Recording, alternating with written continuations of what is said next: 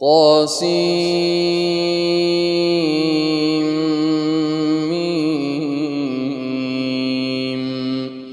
تلك آيات الكتاب المبين.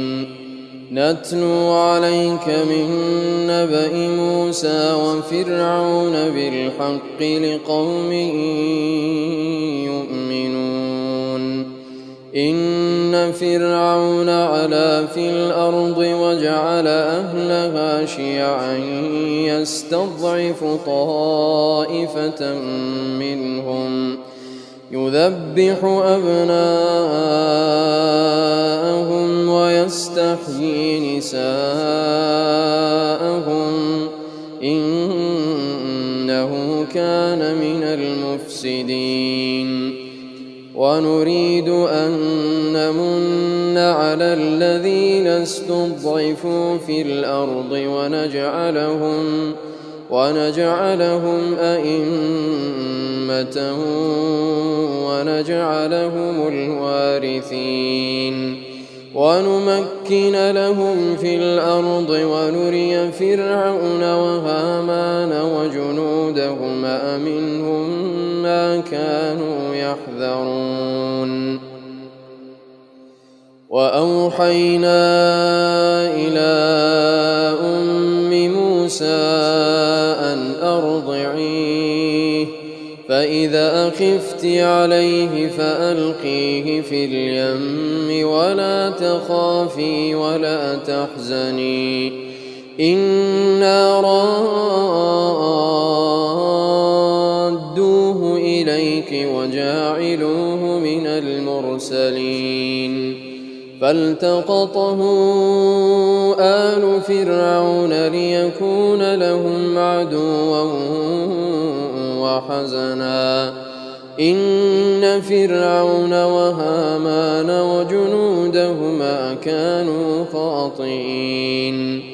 وقالت امرأة فرعون قرة عين لي ولك لا تقتلوه عسى أن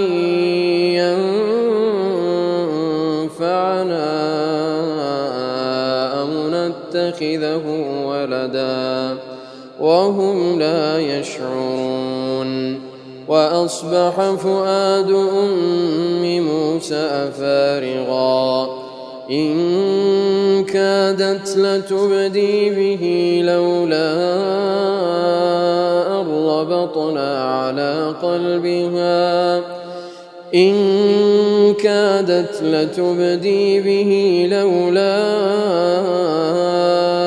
ربطنا على قلبها لتكون من المؤمنين.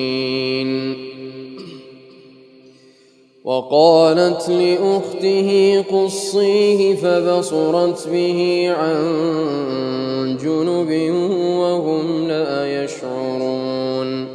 وحرمنا عليه المراضع من قبل فقالت هل أدلكم على أهل بيت يكفلونه لكم وهم له ناصحون.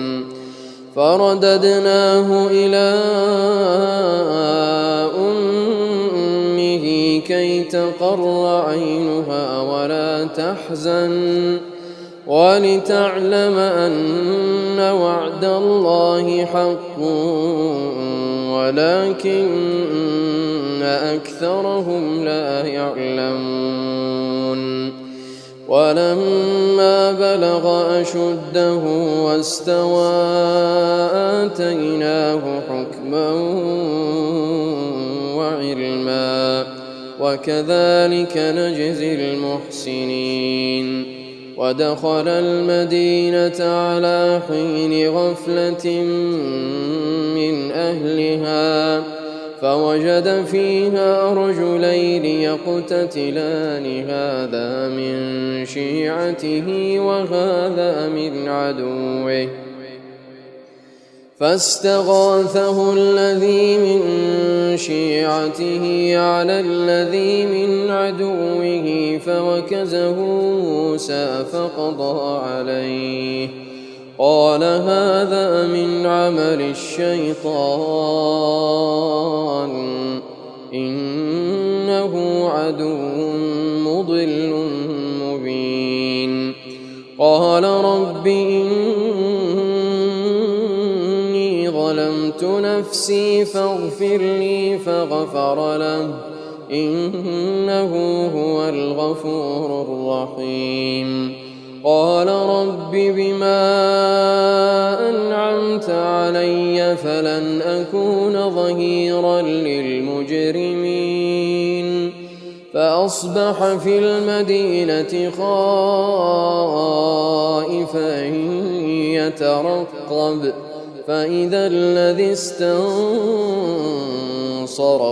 بالأمس يستصرخه قال له موسى إنك لغوي مبين فلما أن أراد أن يبطش بالذي هو عدو لهما قال يا موسى أتريد أن تقتلني كما قتلت نفسا بالأمس إن تريد إلا أن تكون جبارا في الأرض وما تريد أن تكون من المصلحين وجاء رجل من أقصى المدينة يسعى قال يا موسى إن الملأ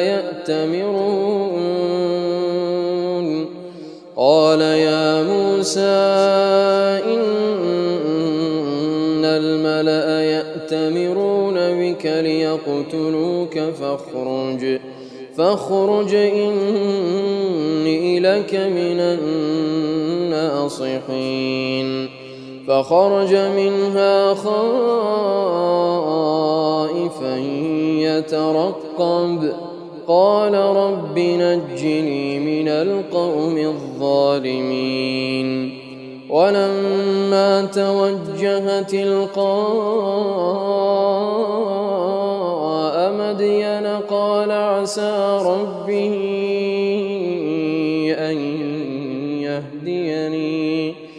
قال عسى ربي أن يهديني سواء السبيل ولما ورد ماء مدين وجد عليه أمة من الناس يسقون ووجد من دونهم امرأتين تذودان قال ما خطبكما قالتا لا نسقي حتى يصدر الرعاء وأبونا شيخ كبير فسقى لهما ثم تولى إلى الظل فقال رب إني لما أنزلت إلي من خير فقير فجاءته إحداهما تمشي على استحياء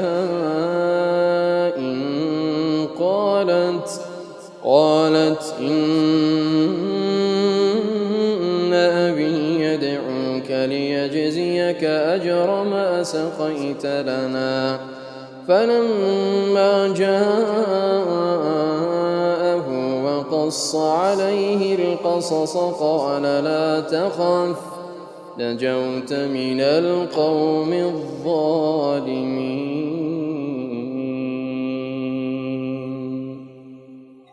قالت إحداهما يا أبت استأجره إن إن خير من استأجرت القوي الأمين.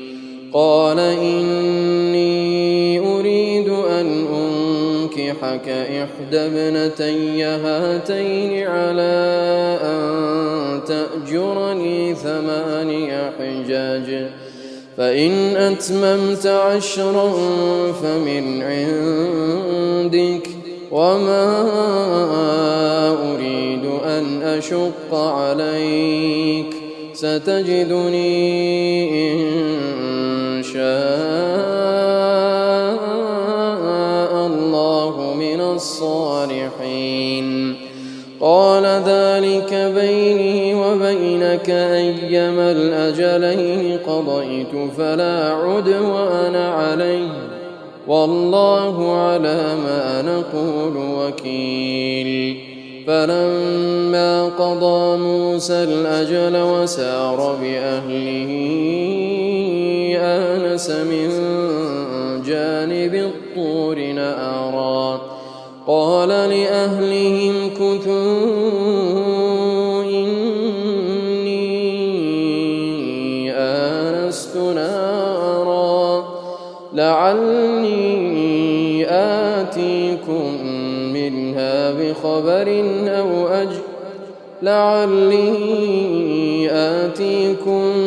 منها بخبر أو جذوة من النار لعلكم تصطلون. فلما أتاها نودي من شاطئ الوادي الأيمن في البقعة المباركة من الشجرة أن يا موسى إني أنا الله رب العالمين، وأن ألق عصاك. فلما رآها تهتز كأنها جان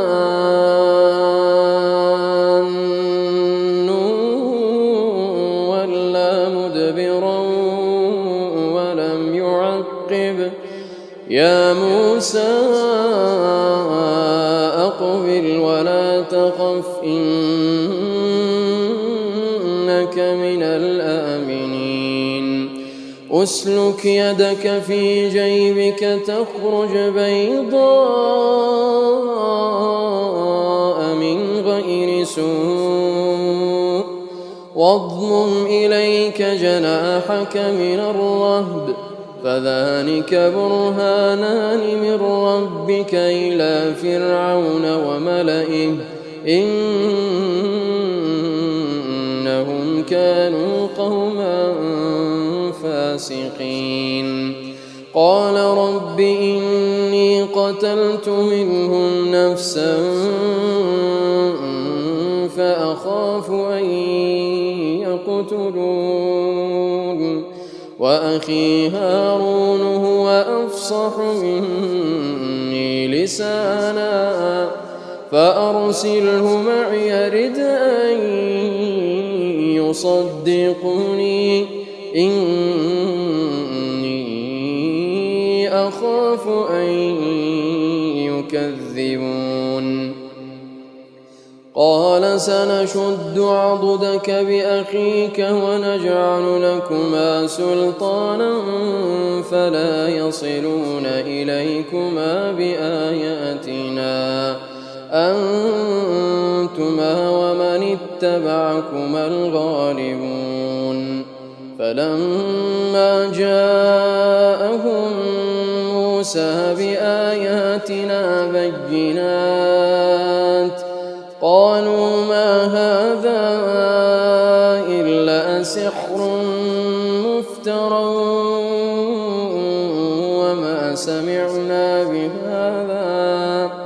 وما سمعنا بهذا في آبائنا الأولين. وقال موسى ربي أعلم بمن جاء بالهدى ومن تكون له عاقبة الدار إنه لا يفلح الظالمون. وقال فرعون يا أيها الملأ ما علمت لكم من إله غيري فأوقد لي يا هامان على الطين فاجعل لي صرحا لعلي أطلع إلى إله موسى وإني لأظنه من الكاذبين. واستكبر هو وجنوده في الأرض بغير الحق وظنوا أنهم إلينا لا يرجعون فأخذناه وجنوده فنبذناهم في اليم فانظر كيف كان عاقبة الظالمين. وجعلناهم أئمة يدعون إلى النار ويوم القيامة لا ينصرون. وأتبعناهم في هذه الدنيا لعنة ويوم القيامة هم من المقبوحين. ولقد آتينا موسى الكتاب من بعد ما أهلكنا القرون الأولى بصائر للناس وهدى ورحمة لعلهم يتذكرون. وما كنت بجانب الغربي إذ قضينا إلى موسى الأمر وما كنت من الشاهدين ولكننا أنشأنا قرونا فتطاول عليهم العمر وما كنت ثاويا في أهل مدين تتلو عليهم آياتنا ولكننا كنا مرسلين. وما كنت بجانب الطور إذ نادينا ولكن رحمة من ربك لتنذر قوما ما أتاهم من نذير من قبلك لعلهم يتذكرون. ولولا أن تصيبهم مصيبة بما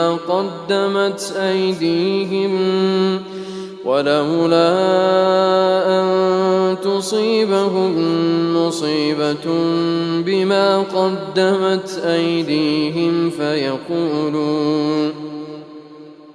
فيقولوا ربنا لولا أرسلت إلينا رسولا فنتبع آياتك ونكون من المؤمنين. فلما جاءهم الحق من عندنا قالوا لولا أوتي مثل ما أوتي موسى أولم يكفروا بما أوتي موسى من قبل قالوا سحران تظاهرا وقالوا إنا بكل كافرون. قل فأتوا بكتاب من عند الله هو أهدى منهما أتبعه إن كنتم صادقين فإن لم يستجيبوا لك فاعلم أنما يتبعون أهواءهم ومن أضل ممن اتبع هواه بغير هدى من الله إن الله لا يهدي القوم الظالمين ولقد وصلنا لهم القول لعلهم يتذكرون الذين آتيناهم الكتاب من قبله هم به يؤمنون وإذا يتلى عليهم قالوا آمنا به إنه الحق من ربنا إنا كنا من قبله مسلمين أولئك يؤتون أجرهم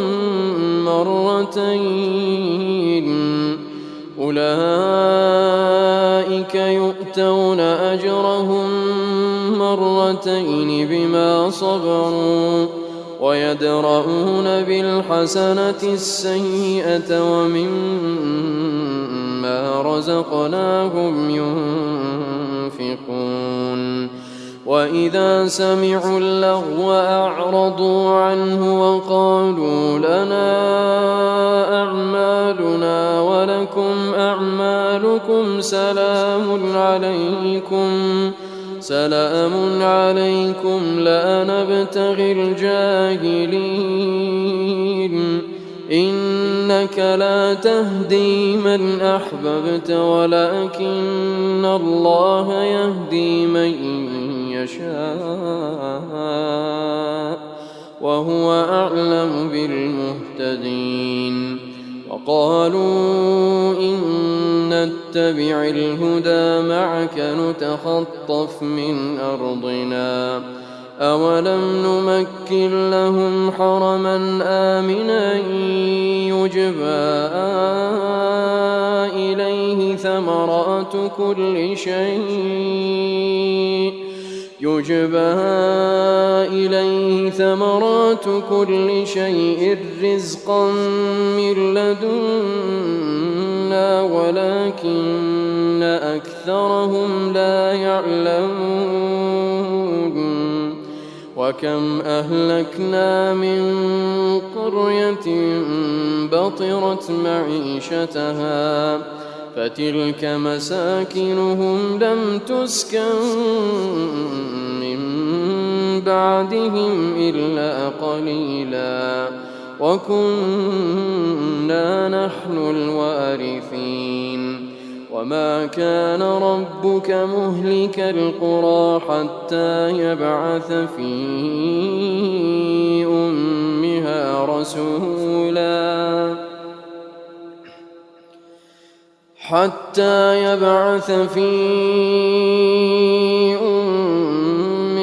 رسولا يتلو عليهم آياتنا وما كنا مهلك القرى إلا وأهلها ظالمون وما أوتيتم من شيء فمتاع الحياة الدنيا وزينتها وما عند الله خير وأبقى أفلا تعقلون أفمن وعدناه وعدا حسنا فهو لاقيه كمن متعناه متاع الحياة الدنيا ثم هو يوم القيامة من المحضرين ويوم يناديهم فيقول أين شركائي الذين كنتم تزعمون قال الذين حق عليهم القول ربنا هؤلاء الذين أغويناهم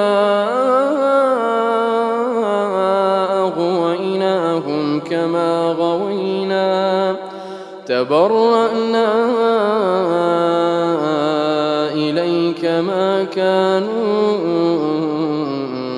إيانا يعبدون وقيل ادعوا شركاءكم فدعوهم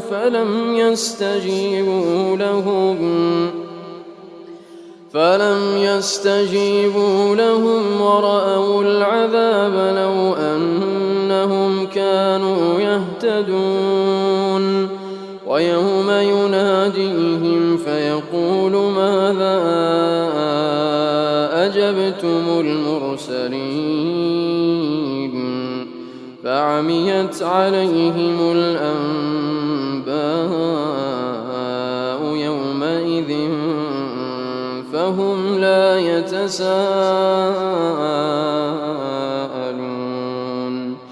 فأما من تاب وآمن وعمل صالحا فعسى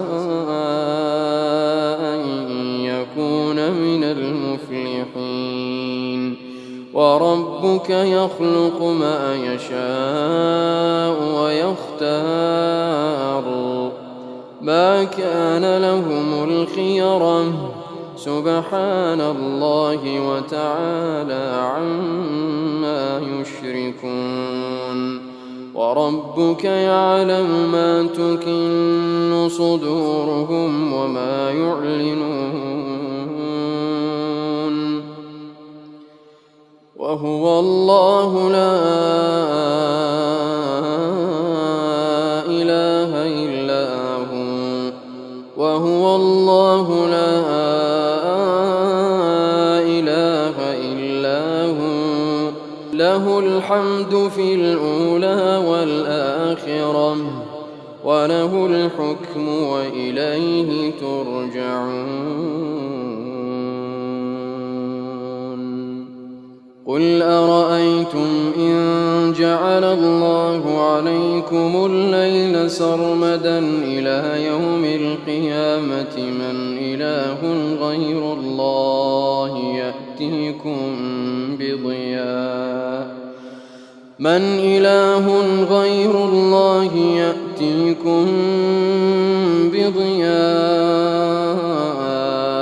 أفلا تسمعون قل أرأيتم إن جعل الله عليكم النهار سرمدا إلى يوم القيامة من إله غير الله يأتيكم بليل تسكنون فيه أفلا تبصرون ومن رحمته جعل لكم الليل والنهار لتسكنوا فيه ولتبتغوا من فضله ولعلكم تشكرون ويوم يناديهم فيقول أين شركائي الذين كنتم تزعمون ونزعنا من كل أمة شهيدا فقلنا هاتوا برهانكم فعلموا أن الحق لله وضل عنهم ما ما كانوا يفترون. إن قارون كان من قوم موسى فبغى عليهم وآتيناه من الكنوز ما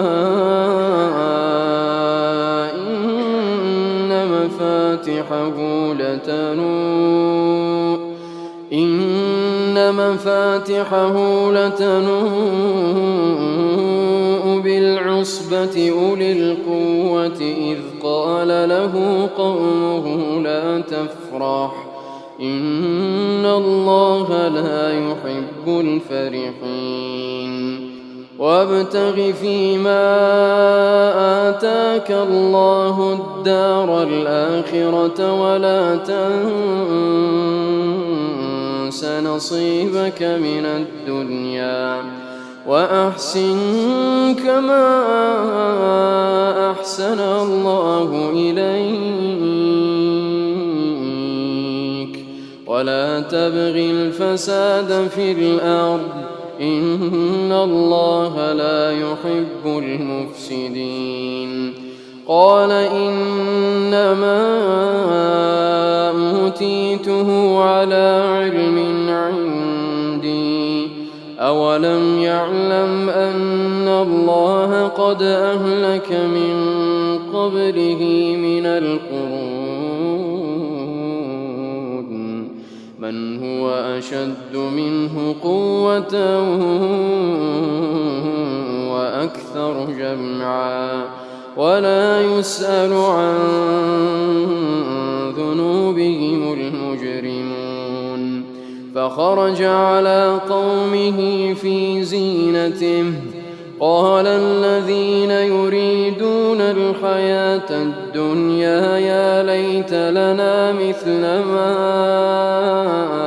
أوتي قارون إنه لذو حظ عظيم.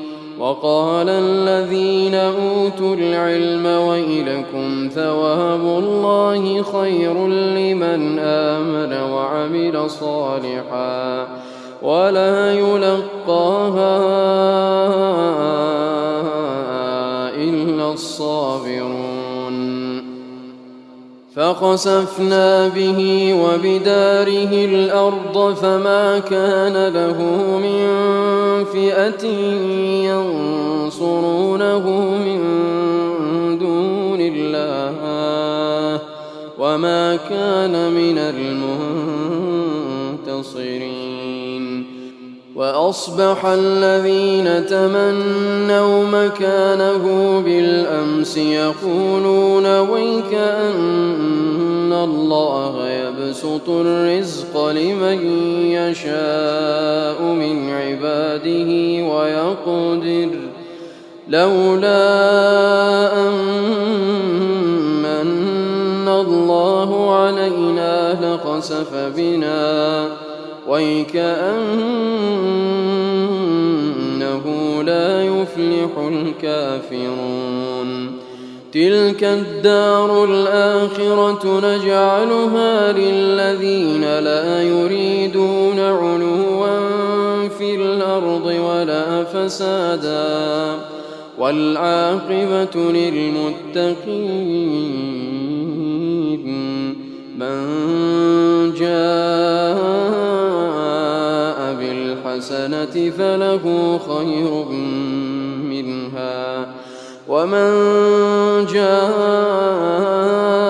بالسيئة فلا يجزى الذين عملوا السيئات إلا ما كانوا يعملون.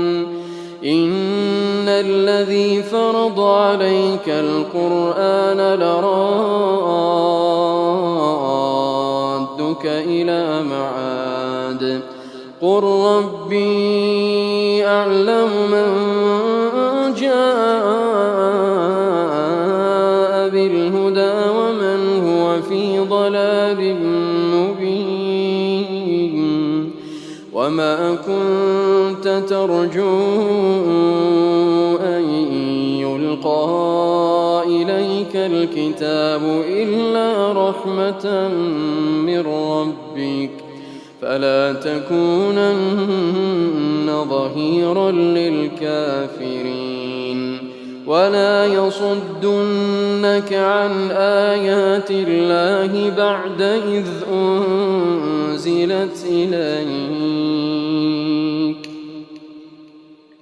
وادع إلى ربك ولا تكونن من المشركين ولا تدع مع الله إلها آخر لا إله إلا هو كل شيء هالك إلا وجهه له الحكم وإليه ترجعون.